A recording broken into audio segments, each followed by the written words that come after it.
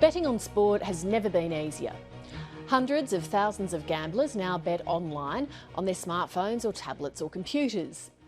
For many, it's harmless, but not always. In some cases, gamblers have lost everything in a few clicks of a button. Online sports betting is growing so fast that financial counsellors are calling on the government to rein in the big betting companies and crack down on the ways they entice punters. The federal government did announce a review this week. Here's reporter Lorna Knowles.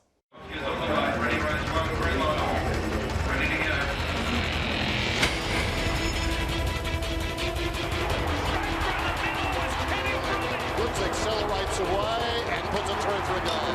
It's Tuesday evening and Darren and his mates are catching up after work for a few beers and a punt on the dogs.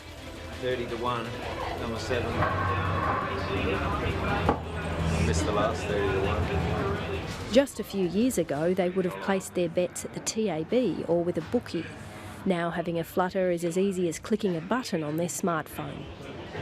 You never miss a race, I guess. You're always in control of what you're doing, and you keep track of it exactly, your history of betting as well. So you know if you're going too hard or if you're going well. Your live betting experience is now quicker and easier. The sports betting industry is exploding. Globally, online sports betting accounts for more than 41% of the industry's total value. In Australia, that figure is almost 14% and climbing. We're in it for the thrill. But there's a dark side to this brave new world of gambling. Anthony Robinson has always enjoyed a punt, but 6 years ago he began betting online and his gambling quickly got out of control. I've never seen a game of softball live, but I can have a bet on it. It escalated from May till November. From a $5,000 original credit limit, I'd spent $980,000. He was targeted by various sports betting agencies and they treated him like royalty until the money ran out. They will take you to the footy. I've been to the, Bledisloe Cup matches. I've been to AFL matches, racing carnival in the VIP tents and all this sort of rubbish. And it's all just to say, hey, why don't you have another bet today? His gambling cost him 2 relationships and a successful business.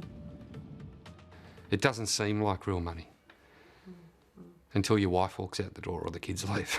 Then it seems real. It's a story that's painfully familiar to this Melbourne mum. Francesca's son had just sold his house for $150,000 and managed to lose the lot on 4 AFL matches. She asked to remain anonymous to protect his identity. When he told it me, my blood had run cold. From my head down to my toes, I was just frozen. I couldn't believe it. And I said, why would you bet that type of money? And he says, I don't know, Mum. I don't know.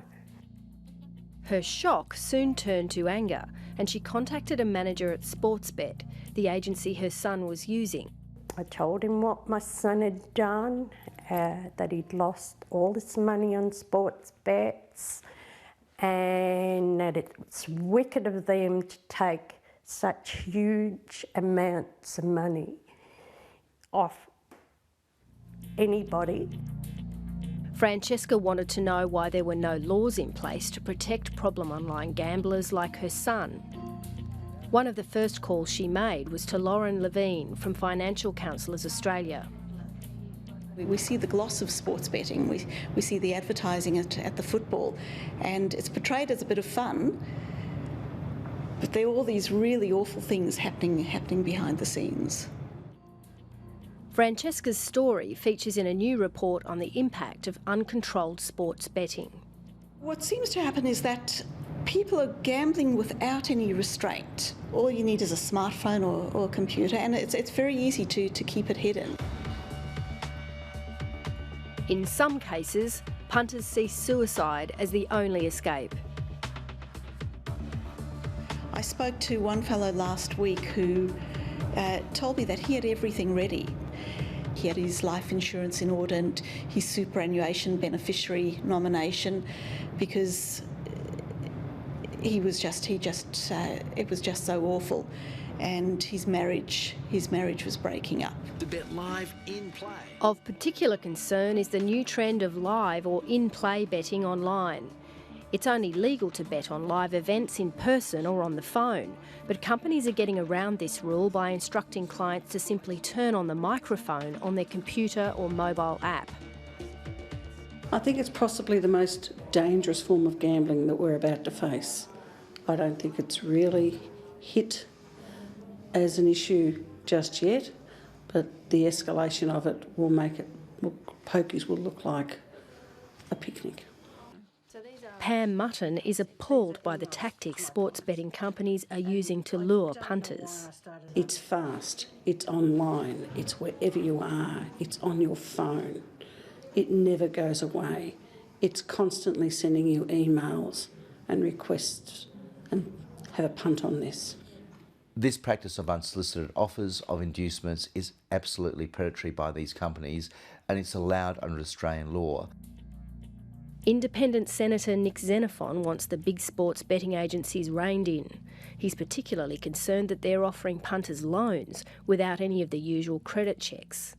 The great irony here is that a bank, any financial institution, would be governed by provisions of consumer credit legislation, yet these companies can offer massive amounts of credit and people can get into a lot of trouble very quickly without any regulatory framework because they are not charging interest. Racing, Peregrine Falcon. The government has announced a review of online gambling legislation to be headed by Social Services Minister Scott Morrison.